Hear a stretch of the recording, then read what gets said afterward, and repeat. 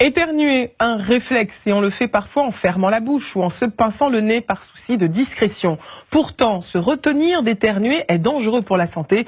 C'est ce que révèle une étude britannique qui cite le cas d'un homme qui s'est retrouvé aux urgences avec le cou gonflé après un simple éternuement. Alors quels sont les dangers? Eh bien, une déchirure de l'arrière de la gorge ou encore des lésions dans les tympans.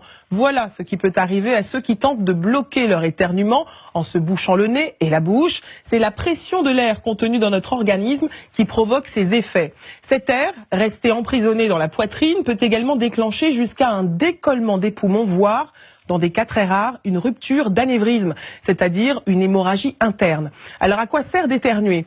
Eh bien l'éternuement a une fonction simple, nettoyer le nez de tous les intrus qui s'y trouvent. En plus de chasser les particules indésirables, cette expiration brutale d'air redynamise tout le système de circulation du mucus, chargé de piéger les poussières et de les éliminer. En résumé, laissez-vous éternuer et veillez à le faire dans le creux du coude pour empêcher les virus de se propager. Les micro-éclaboussures remplies d'agents pathogènes peuvent en effet être expulsés jusqu'à 7 mètres de distance et à une vitesse de 200 km/h.